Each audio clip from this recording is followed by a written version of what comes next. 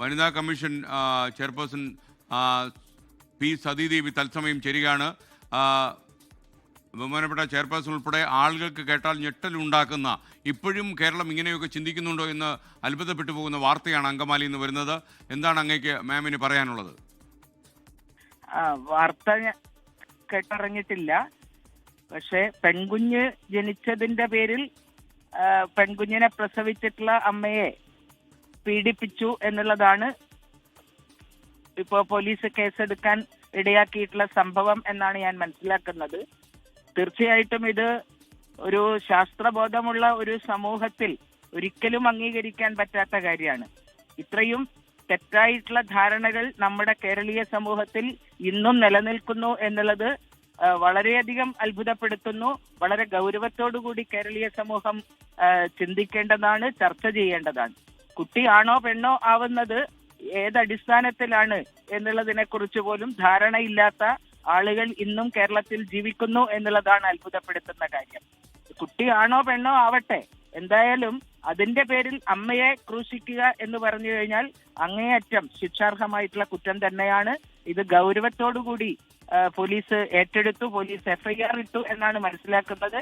ഈ സംഭവം സംബന്ധിച്ച് തീർച്ചയായിട്ടും നല്ല അന്വേഷണം നടത്തണം എന്നുള്ള നിർദ്ദേശം വനിതാ കമ്മീഷൻ നൽകുന്നതാണ്.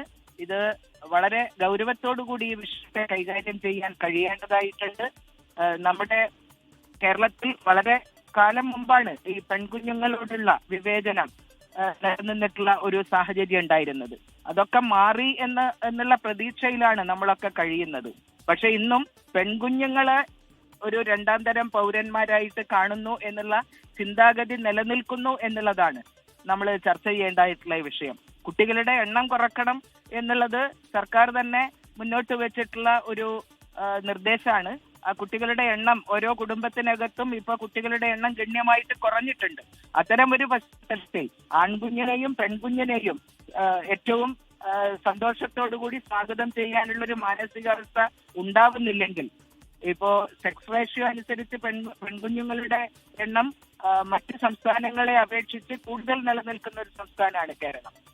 അപ്പൊ അത്തരം ഒരു സാഹചര്യം നിലനിൽക്കുന്ന കേരളത്തെ സംബന്ധിച്ചിടത്തോളം നമുക്ക് വളരെയേറെ ഗൗരവത്തോടുകൂടി ചിന്തിക്കേണ്ടുന്ന ഒരു വിഷയമാണ് ഈ പെൺകുഞ്ഞ് ജനിച്ചതിന്റെ പേരിൽ അമ്മയെ പീഡിപ്പിക്കുക എന്നുള്ളത്.